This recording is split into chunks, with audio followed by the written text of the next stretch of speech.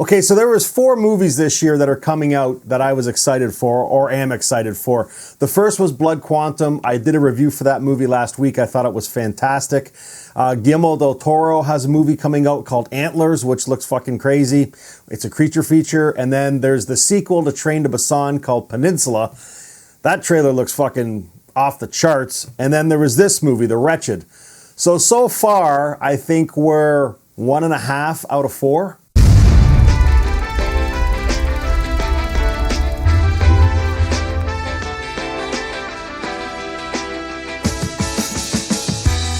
Welcome to Happywax TV. So yeah, straight off the hop, I was excited for this movie. This was in my top 4, want to see movies this year.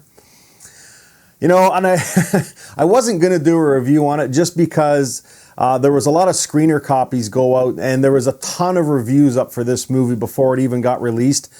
And then, Chris Stuckman even put a review up for this flick. So I figured, it's been touched on. But I've had a lot of subscribers ask me on Facebook and stuff and through Messenger and asking me if I'd seen this or if I was going to review it. And, I appreciate that you guys want to know what I have to say about it. So this is going to be more of an opinion more than a review. So if that's what you're looking for, you might want to go check Chris Stuckman out on his YouTube channel because he does a great job of reviewing this flick, but I'm going to have to agree with him. At the end of it, I think he gave this a C+. I think that's what he gave it. And yeah, right off the hop, to give it a rating, I'd probably give this like a 5.5 out of 10. I was pumped for it. The trailer, the trailers that I saw for it looked really good.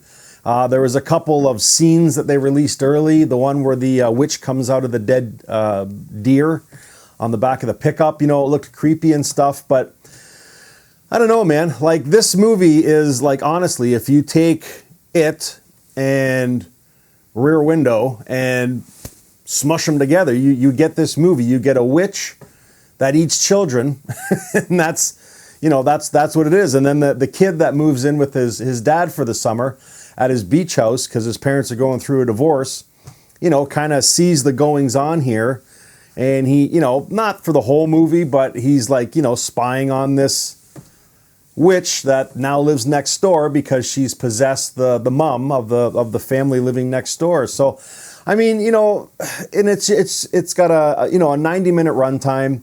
And every act is defined. The first act, we meet everybody and, we have a couple scenes with the witch early on, eating a little girl and stuff. And that's the first act. And we, learn about the son when he moves in and he's kind of defiant and, he's a good kid, but he, his dad's a little hard on him and he's going through shit. His parents are getting divorced.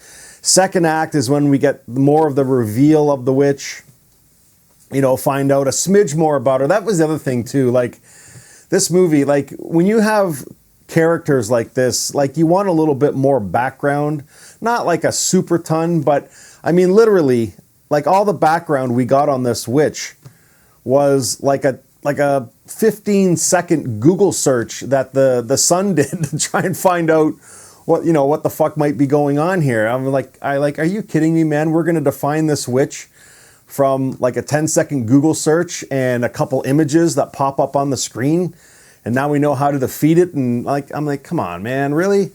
But the third act is okay. I might be a little bit hard on this movie. Like, I did like it. You know what I mean? I just didn't love it. And I thought there was a lot more potential there than what they were, maybe it was lack of budget. I don't know the budget on this movie. Looking wise, it must have had a fairly half decent budget. Nothing crazy, but, and there was a lot of practical in it too, which I liked. Like, there was a lot of good in this movie that I did like. The way it played out over 90 minutes, it was just like, I don't know, like a lot of this stuff you could see on TV nowadays. When you go sit down in front of a movie, you want to see something for the most part that you're not going to see on TV. And that's what this movie played out for me as. It was just like a made for TV movie almost. Like, there was some scenes, I did appreciate the fact that, this witch eats children, like Pennywise the Clown does. And there are scenes in this movie where it shows the witch eating children, and that's cool, and I did like that. But I read a few other reviews too, and they were saying this was really gory and stuff, but it's really not. I mean, it's not. Like, you'll find way more gore on The Walking Dead if you still watch that piece of shit. But as far as gore goes, I mean, it was just run of the mill. The witch looked cool, but again, this is just my opinion, okay? Like, you know, and I've said this before in a few other reviews, you know, there's two things I'm getting sick and tired of. It's these Asian ghosts that 90% consist of a girl or a teenage-looking woman with long, straight black hair and pale white skin and a white fucking dress. I'm sick to death of that. And I'm also getting sick to death of this style of anytime, you know, when we get like a US-style, Canadian-style horror movie involving demons or witches, it's like they all do the same thing, man. They're like these crackly, poppy, you know, really quick turning, moving beings. And it's like, okay, like, let's move on to something new. I've seen this 1,000 times already. So once she started doing that, I was like, oh, fuck. Not, you know what I mean? So I don't know. I like this movie, but there was a lot that I just was rolling my eyes at because it really is. It's just nothing we haven't seen before, really. So, but I don't know. You guys wanted me to talk about it, and I wanted to give my opinion. I really did, you know, want to like this movie a lot, and I was looking forward to it. Like, I mean, as soon as it came out, I wasn't one of the lucky few that had a screener copy, but, you know, as soon as it came out for rent there, I snatched her up and I gave it a watch. So again, to give it a rating, I'd probably give it like a 5.5. You know, it was just kind of midway. I mean, it's got great cinematography. The acting is bang on the money. You know, the actors, or sorry, not the actors, but the two directors, they're brothers, Brett and Drew Pierce.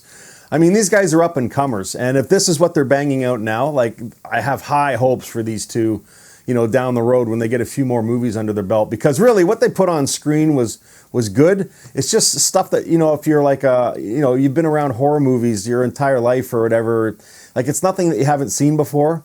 So, and even the story, you know, it's just a same old story. It's kind of like It and Rear Window, or you know what I mean, just kind of blended together. So, but anyways, okay, you guys wanted me to talk about it. I did. I didn't hate this movie by any means, but I didn't love it. I felt it could have been a lot better. But there were aspects in this movie that I did like, you know, like eating the children and kind of showing that. And the witch did look cool when she wasn't moving. As soon as she started popping and cracking and doing that shit, I was kind of rolling my eyes. But anyways, it's The Wretched. I definitely recommend watching it. It is a good flick. You know, if it's like a rainy Saturday or Sunday something and you're stuck inside, I guess, which we all are right now anyways, throw it on and give it a watch. You'll probably like it. So anyways, if you have seen it, let me know what you think. If you haven't, please go rent it and then come back here and let me know what you guys thought of it.